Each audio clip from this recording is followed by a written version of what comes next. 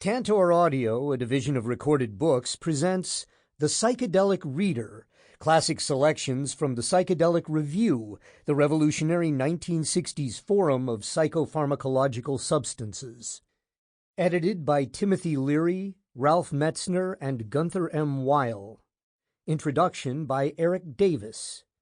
Narrated by Patrick Lawlor. Publisher's note. The print and ebook versions of this book include visual elements. You will hear the visuals discussed and referenced in this audiobook.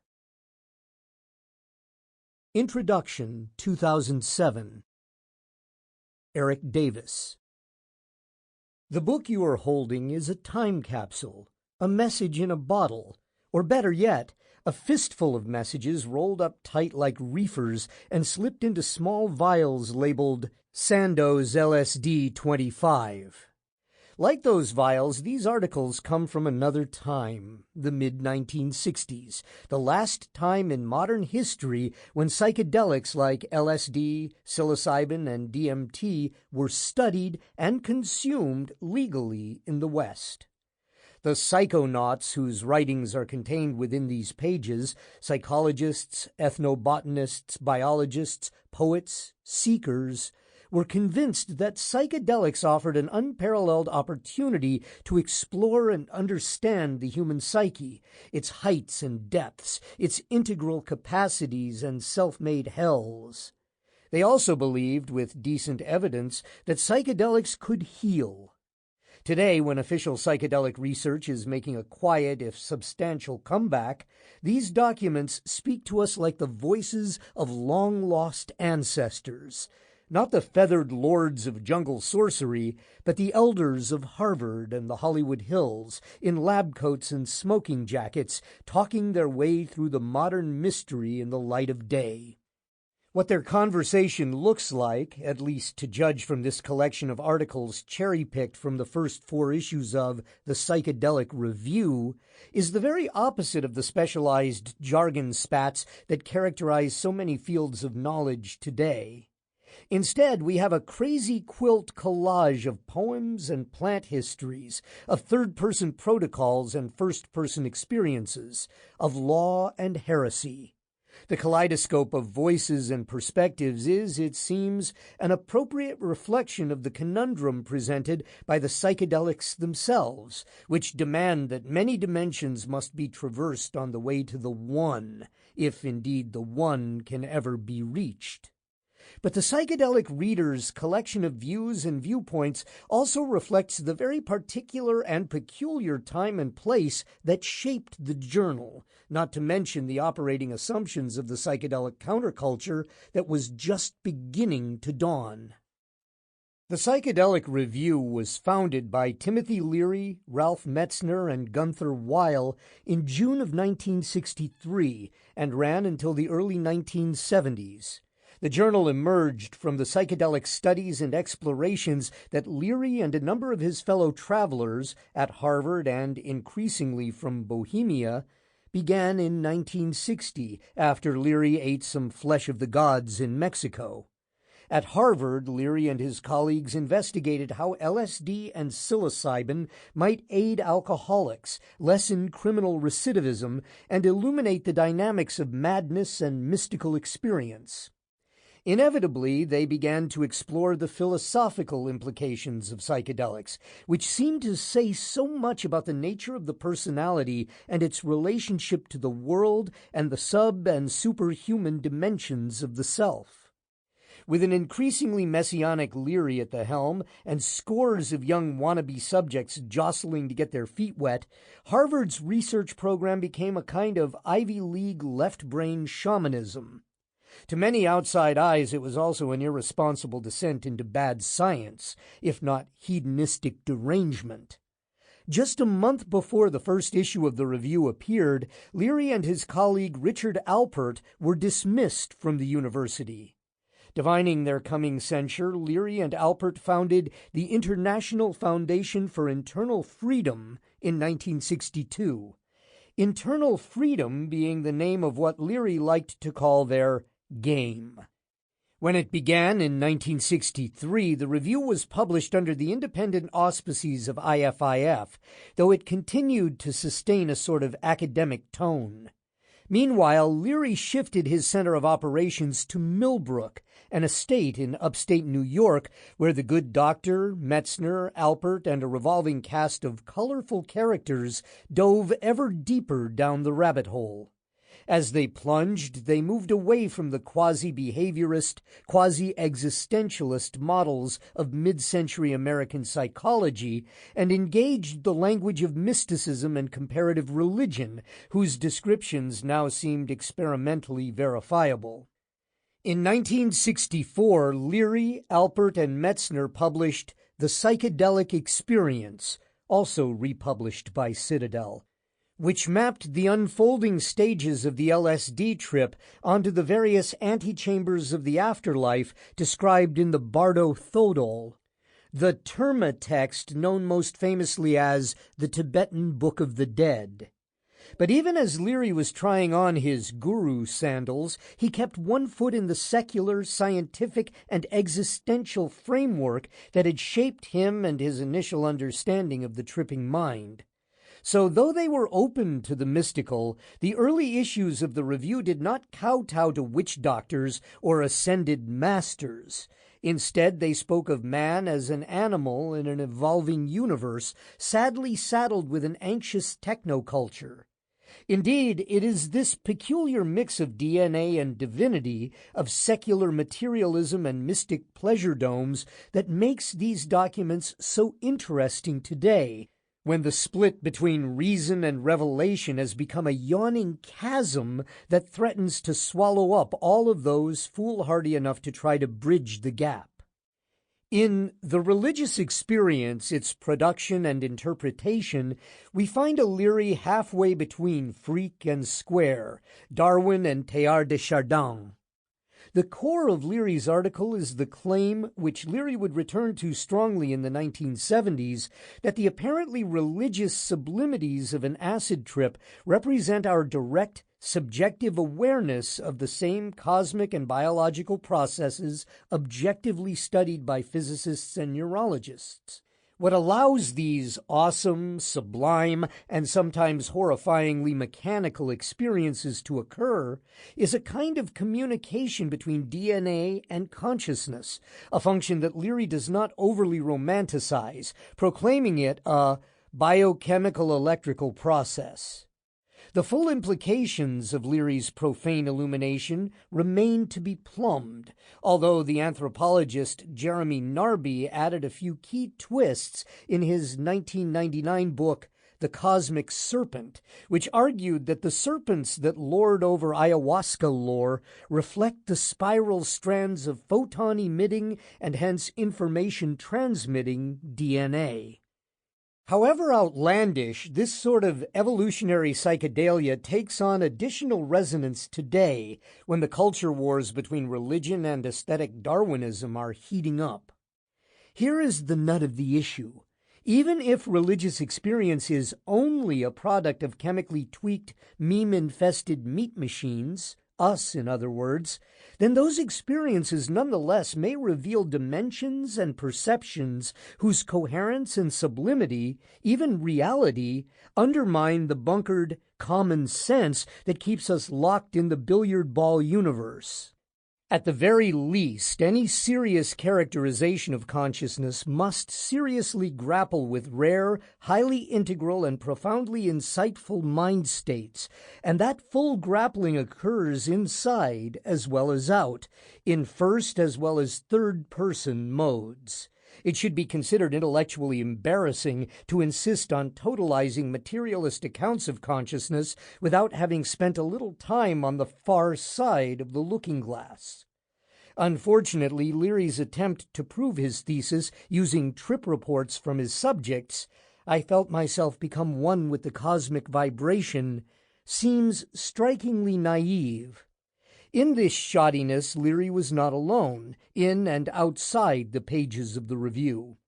Though thousands of clinical trials were performed across the globe before the United States scheduled LSD in 1967, the methodology of these studies was often rather leaky, with poor protocols and lots of room for projection.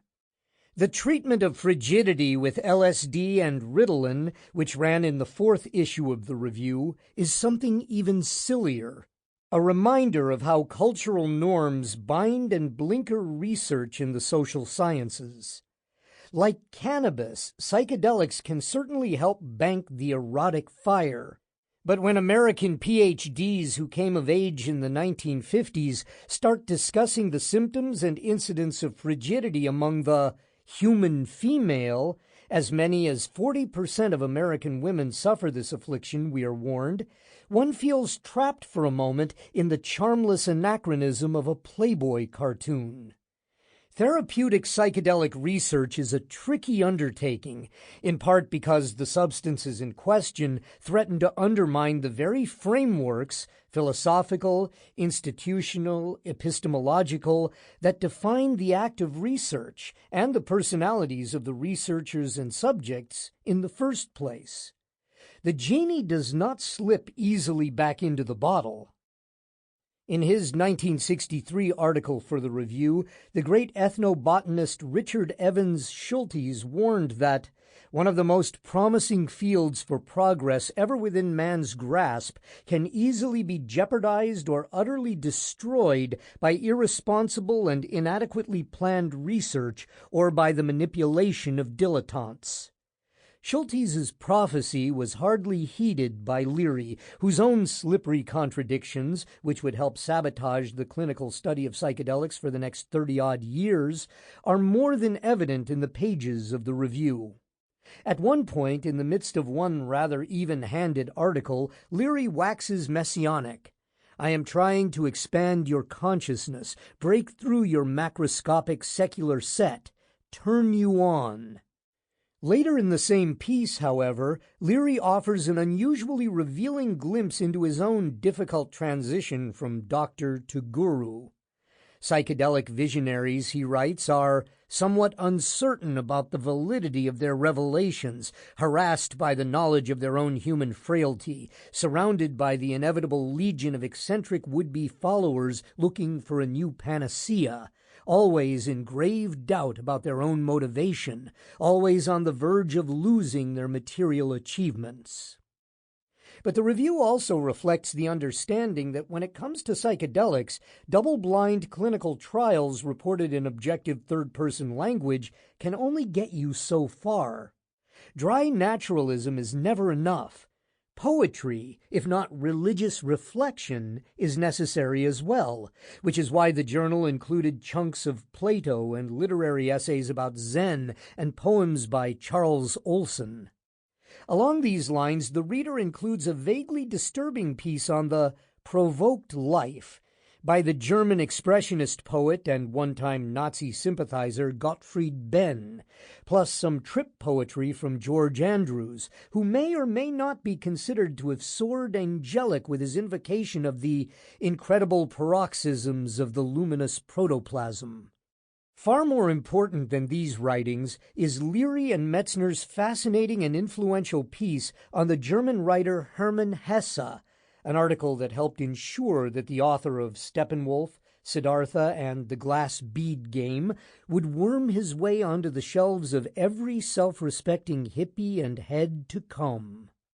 Quoting a character from Steppenwolf, Leary and Metzner isolate one of the key themes of their psychedelic psychology. You have no doubt guessed long since that the conquest of time and the escape from reality, or however else it may be that you choose to describe your longing, means simply the wish to be relieved of your so-called personality. Here is where the mainstream theories of behaviorism and the transpersonal revelations of the acid peak meet.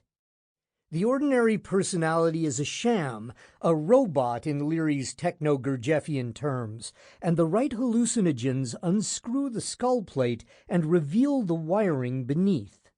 Alan Watts picks up a similar theme in his 1963 article for the Review, which appeared the same year he published The Joyous Cosmology, his most overtly psychedelic text. As was often the case, Watts's core theme was the nature of the relationship between self and world. In the article, he contrasts our ordinary sense of ourselves as a skin-encapsulated ego that attempts to control the world with a more expansive model of the self as a fluid entity deeply coupled with the world, an organism-environment field. The Taoist and Zen ideas that Watts famously popularized were in mystical and aesthetic sync with this holistic philosophy. But Watts was also influenced by cybernetics, ecology, and the behavioral sciences. In his review article, he even finds some common cause with the notorious B.F. Skinner, the influential behaviorist whose bleakly mechanistic account of psychology was to the 1950s what the human potential movement, which partly grew out of psychedelic therapy, was to the 1970s. Like many neuroscientists today, Skinner argued that our subjective sense of agency is both illusory and inconsequential. We are black-box zombies whose apparent actions are really just expressions of the environment or biology acting through us. Though critical of its absolutism, Watts sees in Skinner's view a mirror of the Mahayana Buddhist notion that whether we look inside or out, we cannot find any sort of prime mover. Though he presents a far more organic and flowing world than Skinner's determinist account, Watts sees no persons in reality and shares with Skinner a withering skepticism about the ordinary personality. Here it becomes clear that psychedelic psychology is not necessarily aligned with either comforting humanistic notions of the self or supernatural accounts of the soul. In his article on religious experience, Leary mocks the quotidian ego, your good old American social self, with its controlling fictions and secular games. In contrast, psychedelic experience provides the understanding that you are not a psychological or social or bodily robot. Instead, according to Leary, you are something like consciousness itself, the pure Emersonian observer that R. Gordon Wasson describes so beautifully in his article on Mexican fungi. The bemushroomed person is poised in space, a disembodied I, invisible, incorporeal, seeing but not seen. In truth, he is the five senses disembodied, all of them keyed to the height of sensitivity and awareness, all of them blending into one another most strangely until the person, utterly passive, becomes a pure receptor, infinitely delicate, of sensations. In contrast to this exalted state, the ordinary personality is, for Leary, unredeemable in its own terms. What's needed is a direct experience of transpersonal consciousness, an experience that, the story goes, can enable the individual to reprogram the whole janky robot from above. This is very much the model reflected in one of the most fascinating documents in the Reader, the trip protocols outlined in an article entitled Some Comments Concerning Dosage Levels of Psychedelic Compounds for Psychotherapeutic Experiences. The explicit goal of these sessions is to break through old and outmoded value systems and attitudes in order to have a single experience of unity consciousness, an influx of big mind that can in turn precipitate a radical change in personality structure. After 40 years, it seems unlikely that such change can come through an intense transpersonal or religious experience without the production of new frameworks of value, perception, community, even tradition. One of the reasons for the popularity of the neo-tribal paradigms associated with the ayahuasca sects in South America is that they provide a ritualized healing framework that's both more imaginatively rich and more grounding than the existential and occasionally harrowing attitudes reflected in so much of the early review. According to review contributor Joe Adams, who may have dosed Ken Kesey while running clinical trials at the VA hospital in Palo Alto, the psychedelic experience should be seen not as a mystical breakthrough, but as a sort of experimental psychosis. Adams should know the doctor experienced a number of his own psychotic breaks, both on and off drugs. Nonetheless, he argued that the bum trips can be good for you, even better than transcendent bliss. In a world as irrational as ours, to be fully human, one must be capable of taking great and sudden pain. Over the last 40 years, underground psychedelic therapists have drawn from Western, Eastern, and indigenous models in order to heal that pain, or at least to integrate it. For obvious reasons, their results and protocols remain outside the psychological mainstream, even as the mainstream itself has, ironically, capitulated even further to pharmacological technology. But there are signs of change. As neuroscience becomes the dominant paradigm for understanding the psyche, it may be tough to keep the psychedelics under wraps, if only because these inarguably material substances offer so much potential insight into our minds and nervous systems. And indeed, since the 1990s, a small group of dedicated researchers have reopened the official dossier on psychedelics. Working at major universities like UCLA and Harvard, these researchers are playing the secular game that Leary could not ultimately abide, but they are backing up some of his major claims.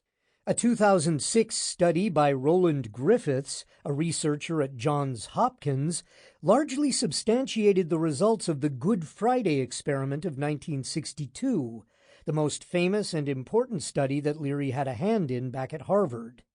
The evidence is in. When psilocybin is consumed by religious-minded seekers, a good portion of those consumers will experience full-blown mystical insight, or at least something that feels a hell of a lot like a full-blown mystical insight. But here's the rub. Strictly speaking, science can never tell us whether there is a real difference between psychedelic rapture and mystical experience on the natch. What could possibly make one brain state more authentic than another one? In other words, no amount of third-person neurotheological experiments will ever be able to encompass the mystery of mystical experience, because that confounding majesty demands a dimension of meaningful poetic ambiguity that cannot be found by definition in strictly biological or mechanistic accounts. That said, poetic ambiguity all by itself is a wet noodle. That's why there is something to be said for restless dabbling when it comes to the study of psychedelics, because no single perspective is adequate to the task of opening up this sort of cross-dimensional meaning. Only a multiple perspective approach, an integral dialogue, is warranted, a polyglot conversation that engages plants and policies and gods and molecules. In his review article on New World hallucinogens, Richard Schultes cites a 16th-century Spanish friar who wrote that the bemushroomed Indians, after coming down from the flesh of the gods, talk over amongst themselves the visions which they have seen. In a sense, this talk is all we have. May the conversation continue, underground, above ground, and free from the need for anything grounded at all. Introduction to the First Edition, 1965. In June 1963, the Psychedelic Review was inaugurated as a forum for the exchange of information and ideas in the ongoing psychedelic social dialogue. An editorial in the first issue stated, "The synthesis of consciousness, expanding substances which we regard as one of the most outstanding achievements of technological society, has now provided us with a means of transcending and overcoming many of the distortions which operate in the very society that has brought about such substances. It is now possible to affirm the general character of our social technocracy without succumbing to its totalitarian demands. The creation and furtherance of internal freedom for large numbers of people through the intelligent use of psychedelic substances are now a practical reality. Since that time, the Psychedelic Review has published original research reports, scholarly essays, pharmacological and therapeutic reviews, artistic and poetic explorations, and phenomenological accounts of transcendent and visionary experiences. Reader response has been and continues to be excellent, and the scoreboard of growth indicates an increasingly wider audience for the theory and practice of consciousness expansion. Thousands of people have requested back copies of the early issues of the Psychedelic Review, often in pursuit of specific articles, and it has been the unenviable task of the editors and publisher to inform them that these early issues are out of print and unavailable. In response to these requests, the Board of Editors has selected the especially important articles from the first 4 issues of the journal and offer them here under one cover. It is our hope that this volume will fill this gap in the availability of information from the Psychedelic Review, and also serve as a general introduction to the contemporary serious literature of consciousness. You have before you a book that answers a demand, perhaps your own, for more information, advice, and illumination in the scientific religious foreground of consciousness expansion. A constructive and productive dialogue needs intelligent and knowledgeable individuals. When the dialogue reaches the level of practical social innovation, the wider dissemination of the theory and data becomes an obligation. Today, we are faced with an increasing acceleration of scientific and personal interest in human potential. This interest generates controversy. However, there are no heroes and villains in this controversy. Simply, as Alan Watts has suggested, the age-old and universal game of hide-and-seek now played on the stage of social change. The counter in this game is knowledge. Historically speaking, the game period we are now in is dominated by the hide principle. The knowledge needed by the individual to affirm the general character of our social technocracy without succumbing to its totalitarian demands is just beyond his sight and reach.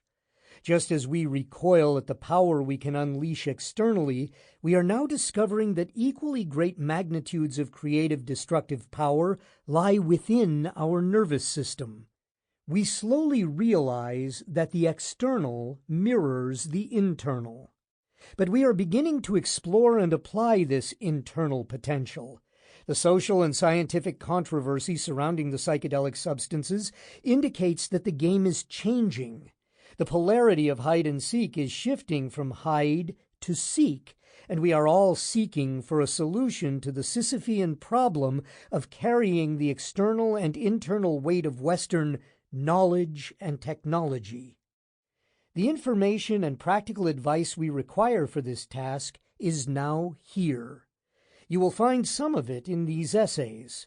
The scientific breakthroughs of the post-Einsteinian era are just beginning to be incorporated into the social consciousness. Nevertheless, we still require more information. Some of the information we do have is inaccessible, and some of it is misleading. The newspapers, periodicals, and often professional opinion fall under the influence of the 19th century social and scientific totems and taboos. We receive incomplete descriptions, threats, and stronger and louder claims to control and authority. The dialogue promises to become more intense. There is the additional eventuality of legislative and judicial control, which may prematurely cloud the significant issue of the exploration of consciousness. Hence, only a widespread and accurate understanding of the psychedelics will maintain a socially mature dialogue. Gunther M. Weil, for the Board of Editors. From Psychedelic Review Number 1. Can this drug enlarge man's mind? Narcotics numb it, alcohol unsettles it. Now a new chemical called LSD has emerged with phenomenal powers of intensifying and changing it. Whether for good or ill is a subject of hot debate. Gerald Hurd. Since earliest times, man has felt impulses to rise above his everyday self and achieve either some higher insight or some release from mundane concerns, or both. Western saints and Eastern mystics have subjected themselves to strenuous spiritual exercises. Others, less dedicated, have resorted to chemical aids. Sample complete. Ready to continue?